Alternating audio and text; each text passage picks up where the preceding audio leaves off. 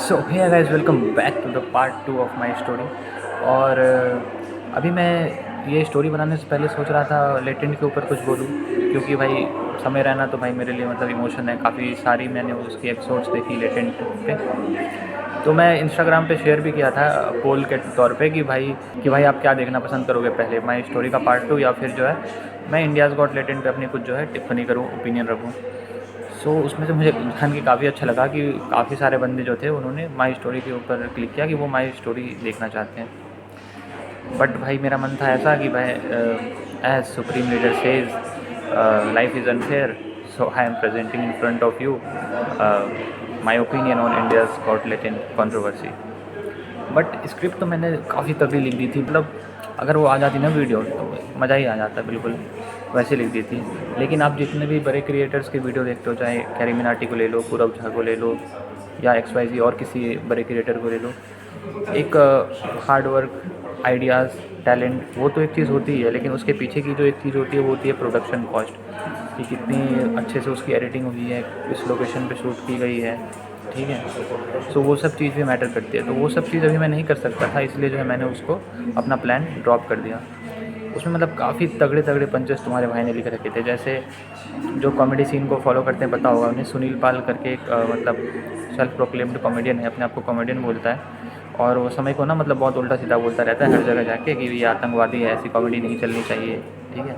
तो उस पर मैंने लाइन लिखी थी कि ये अपने आप को कॉमेडियन बोलते हैं, लेकिन कॉमेडी में इनका उतना ही योगदान है जितना कि बॉलीवुड के फिल्मों में अर्जुन कपूर का, म्यूज़िक इंडस्ट्री में टोनी कक्कर का, और क्रिकेट में सूर्य कुमार का। और एक लाइन लिखी थी मैंने इसके ऊपर कि एक पल को हो सकता है हनी पाजी का कमबैक हो जाए, लेकिन इसका कमबैक होना जो है वो इम्पॉसिबल है, क्योंकि आधा से ज़्यादा टाइम तो ये न्यूज़ चैनल पे इंटरव्यूज़ देते हुए गुजार देते हैं। क्योंकि अभी उसकी जो है कॉमेडी उतनी चल नहीं रही सुनील पाल की। सो इसको लेके मैंने लाइन सीखी थी, और काफ़ी मतलब टीचर्स को लेके भी बोला था। एक टकला सिंगर है यूट्यूब पे, उसने भी इसमें अपनी हाथ धोने की कोशिश की थी इस कंट्रोवर्सी में, उसको लेके भी लाइंस काफ़ी लिखी थी, लेकिन वो वीडियो जो है आ नहीं पाई। But in future for sure हम काफ़ी कुछ क्रेज़ी कर देंगे, ठीक है, बहुत क्रेज़ी करने वाले इन फ्यूचर। तो अभी इसे सब्सक्राइब करके रख लो। और पिछली वीडियो मैंने रूम पे शूट की थी, तो किसी ने कहा था कि भाई राइटिंग वगैरह सही कर लो, तो ये मैं अपने कॉलेज के जो है कैंटीन में शूट कर रहा हूँ। यहाँ बताना कैसी लाइटिंग वगैरह है। सो इसी के साथ अपनी माई स्टोरी की पार्ट 2 को जो है स्टार्ट करते हैं। चलिए शुरू करते हैं।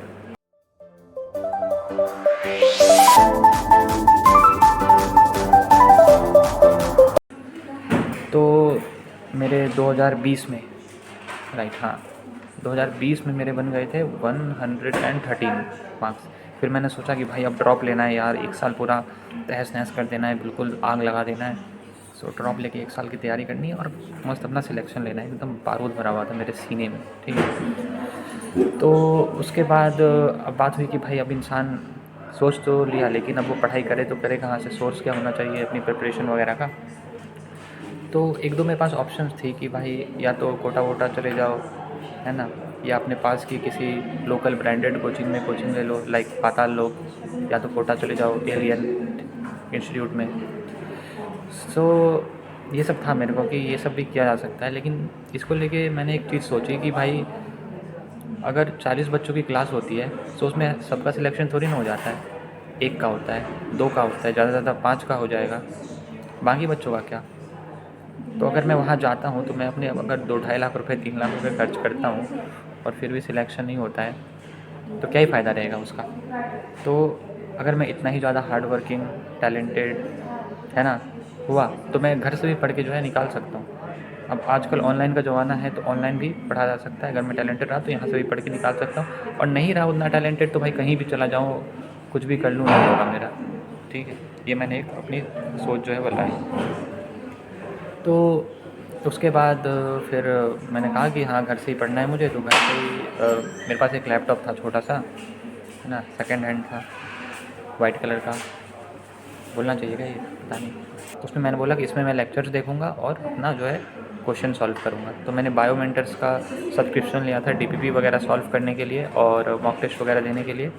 और उनके जो लेक्चर्स है वो मैं यूट्यूब से भी कभी कभी देख लेता था, कभी कभी जो है इससे भी देख लेता था, क्या कहते हैं, उसके ऐप पे जाके भी देख लेता था। सो इस तरीके से मैंने अपना तैयारी जो है करना स्टार्ट किया। बट स्टार्टिंग में तो बहुत जोश था भाई, 7-7 घंटे 8-8 घंटे पढ़े जा रहे हैं ना, पूरा निकालना ही है, एम्स दिल्ली जाना है। ऊपर से सर ने बोला था कि जितने बच्चे भी तैयारी कर रहे हैं वो अपना प्रिंट आउट निकलवा लो, मैं डॉक्टर बनूंगा, मैं साल भर मेहनत करूंगा, मैं ईमानदारी से मेहनत करूंगा, ऐसा करके अपने सामने चिपका लो, क्योंकि फिर एनवायरनमेंट बनाना बहुत ज़रूरी है। सो मैंने भी वैसा ही किया, निकालवा लिया और अपने दीवार के एकदम जहाँ पढ़ता हूँ वहाँ पे चिपका दिया। फिर अब जो भी रिश्तेदार आए वो उसे देखे, है ना, जो भी गेस्ट आए सब उसे देखे, जो भी दोस्त आए वो उसे देखे, ठीक है। वो प्रेशर भी बनने लगा कि यार सब देख रहे हैं, अब नहीं हुआ तो ठीक है। तो फिर पढ़ता गया अपना। बट फिर नीट के 1-2 महीने पहले जो है, ठीक है, जैसे कि मैंने पहले बताया था, फिज़िक्स केमिस्ट्री मुझे उतनी ज़्यादा समझ आती नहीं थी, राइट। फिज़िक्स केमिस्ट्री मतलब मैं सोर्सेज ही चेंज करते रह गया साल भर कि भाई कहाँ से पढ़ लूँ, कहाँ से समझ आ जाए। बायोमेट्रिक्स मुझे ठीक नहीं लगी उतनी। बाकी फिर मैं अनअकैडमी मूव किया, फिज़िक्स वाला मूव किया, ऐसे नोट्स ही बनाता रह जाता था बार बार। फिर हार तक के मैंने छोड़ ही दिया कि भाई फिज़िक्स केमिस्ट्री अब करनी ही नहीं, बायोलॉजी अपने को अच्छे से करनी है, ठीक है।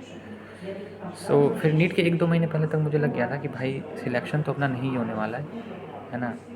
तो और अब ड्रॉप लेना नहीं है, क्योंकि वो जो ड्रॉप का ईयर था बहुत घुटन वाला ईयर था कि मतलब रूम में बैठ के 7 दिन पढ़ना है, थोड़ी देर के लिए बस बाहर निकलना है, एकदम डिप्रेसिंग सा माहौल जो है हो गया था। तो ड्रॉप तो अब एक ही बार किया हूँ तो एक ही बार करना है, उसके बाद अब ड्रॉप करना ही नहीं है। अब होता है तो ठीक है, अच्छी बात है, नहीं होता है तो कुछ और करना है। सो मैंने सोचा कि अब और क्या, क्योंकि सिलेक्शन तो होने से रहा मेरा, ठीक है। सो मैंने बनाया, पापा को बताया ये MBBS अब्रॉड के बारे में। मैंने भी ये ऑनलाइन ही सर्च किया था कि MBBS अब्रॉड करके जो है कर सकते हैं। तो मैं गया उनके पास कि पापा ये अगर नहीं हुआ बाई चांस, मन में तो मुझे पता है कि नहीं होना है, लेकिन बोला मैंने कि बाई चांस अगर नहीं हुआ सो ये भी बहुत अच्छा ऑप्शन है, इसमें भी कर सकते हैं, बस क्वालिफाई करना होता है इसमें नीट, और 12वीं में 60-70% होने चाहिए। तो उन्होंने कहा कि भाई देख लो तुम अपना, सरकारी में हुआ यहाँ पे तो ठीक है, नहीं तो फिर हम नहीं करा पाएंगे तुम्हें, ठीक है। मैंने बोला यार, फिर मैं अपना गया घर। फिर मैंने सोचा कि घर क्या, अपने रूम, मेरा रूम अलग था जहाँ मैं पढ़ाई वगैरह करता था, मम्मी पापा अलग रूम में रहते थे। तो फिर मैं गया अपने रूम, मैंने सोचा कि यार अब MBBS तो कर नहीं सकते क्योंकि मेरा सिलेक्शन हो नहीं रहा, पापा MBBS अब्रॉड के लिए मना ही कर रहे हैं, तो अब और क्या कर सकते हैं। तो मैंने बनाया कि अब MBBS नहीं होता है तो अपने स्टेट में BMS का कॉलेज लूँगा, स्टेट कोटा से 7-7.5 लाख की फ़ीस रहेगी, खुद एजुकेशन ले लूँगा, सब कुछ खुद करूँगा, BMS करूँगा। BMS भी नहीं कर पाया तो मैं B फार्मा करूँगा, B फार्मा भी नहीं कर पाया तो मैं BSLP करूँगा, bachelors in audiology and speech language pathology, वो भी नहीं कर पाया तो मैं नर्सिंग करूँगा, है ना। सब कहते हैं कि सबके पास प्लान B होना चाहिए, लेकिन मेरे पास प्लान C, D, E सब रेडी थे, ठीक है। तो मैं इसको लेके था कि अब जितना अपना बेस्ट दे सकते हैं उतना देना है और फिर आगे का सोचना है। ऐसे ही आया 1-2 महीने, और 1-2 महीने बाद जो है नीट का समय आया। भाई मैं अपना तैयारी वैयारी किया था तो वो जाके मैंने दिया जितना मेरी प्रिपरेशन थी। सो उस साल जो मेरे स्कोर बने थे वो बना था 296, ठीक है। इसके पहले 2020 में मेरे आए थे 113 नंबर, सॉरी 118 नंबर, 2021 में 296। तो मैं अपने मन में बहुत खुश था कि यार मैंने डबल से भी ज़्यादा जो है स्कोर लेके आया है मैंने, ठीक है। तो मैंने मेहनत की, तो ऐसा नहीं हुआ कि मैं नीचे ही चला गया, मैं डबल से भी ज़्यादा लेके आया। तो मेरे मन में एक ये था, और उस साल मैं उदास बिल्कुल भी नहीं हुआ, मैं एकदम कॉन्फिडेंस में था कि यार अब तो पापा MBBS अब्रॉड के लिए मना कर रहे हैं, बट ये स्कोर तो ठीक है, मैंने अपना बेस्ट दिया, तो मैं 296 लेके आया हूँ, तो अब कुछ और करूँगा। लेकिन उस साल पापा ने मुझे बहुत खरी खोटी सुनाई। क्यों? क्योंकि उस साल मैं कुछ उदास वगैरह नहीं था, चौड़ में था कि भाई लाया है मैंने, जितना कर सकता था किया।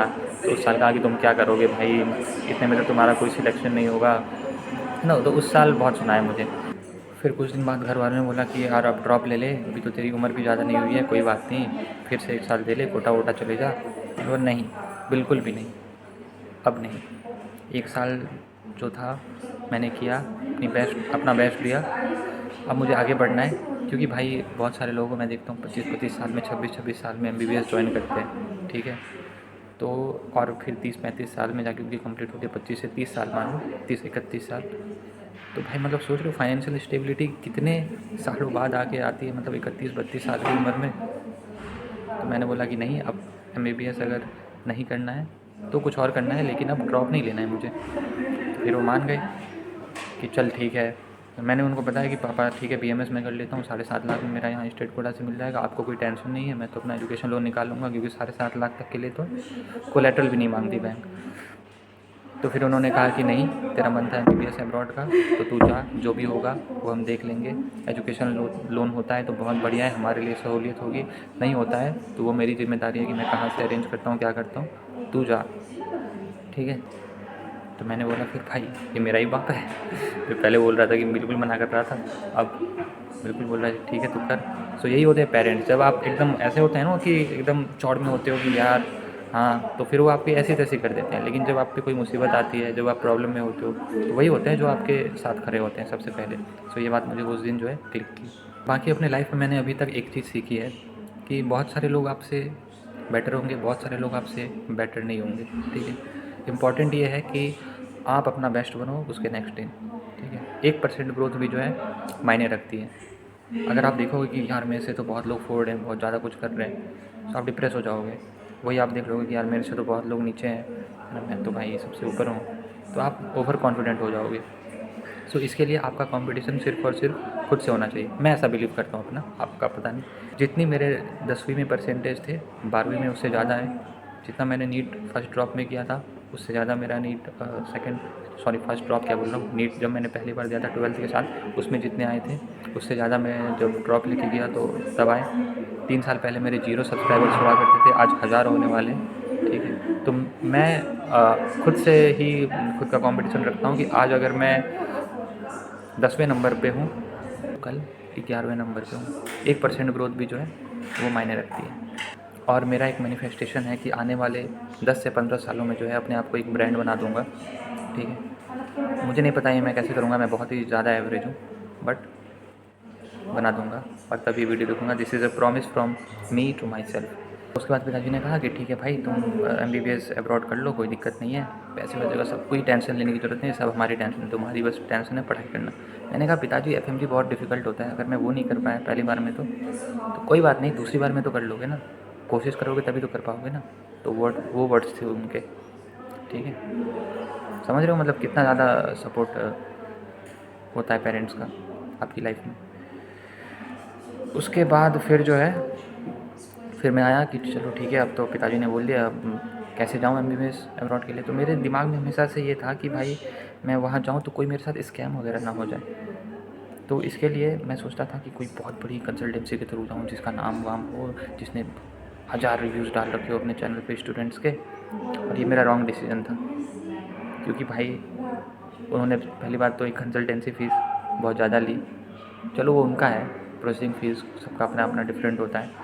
इसके अलावा भाई वीज़ा में भी ज़्यादा ले रहे हो, उसके अलावा फ़्लाइट में भी ज़्यादा रहे हो। फ़्लाइट की हमसे 80-90 हज़ार रुपये ले ली थी, जबकि एयर अरेबिया की हमारी टिकट कराई 30 से 35 हज़ार उसकी, 5 हज़ार की बस हमारी आई तो 40 हज़ार, बाकी बस में हमसे $100 अलग से ले लिए, ठीक है। सो इसलिए मैं आपको रिकमेंड करता हूँ कि किसी बड़ी कंसल्टेंसी जिसका बहुत नाम गाम हो, है ना, उस सब से जाने से अच्छा है कि आप सीनियर के थ्रू जाओ। मैं नहीं कहता मेरे ही थ्रू आप एडमिशन लो, मैं कहता हूँ किसी भी सीनियर के थ्रू। इससे क्या होंगे, आपके 1 से 1.5 लाख रुपए सेव होंगे, और वो आपको जो है ग्राउंड रियलिटी बताएंगे, जो होता है वो बताएंगे, आपकी हाँ में हाँ नहीं मिलाएंगे हर चीज़ में, ठीक है। नाम तो क्या ही लेना उस कंसल्टेंसी का, क्यों किसी को डिफेम करना है। सो ये सब करके जो है फिर मैं अपना यहाँ आ गया, और अभी मैं 4th ईयर में हूँ। कोशिश कर रहा हूँ कि अच्छे से अच्छे तरीके से पढ़ सकूँ, अपना बेस्ट दे सकूँ हर चीज़ों में। बाकी पता नहीं इंडिया के मेडिकल सिस्टम में एंट्री के अंदर कैसा क्राइटेरिया बना रखा है कि यार एक जनरल SC ST OBC एक इकोनॉमिकल वीकर सेक्शन लॉन्च कर दिया है।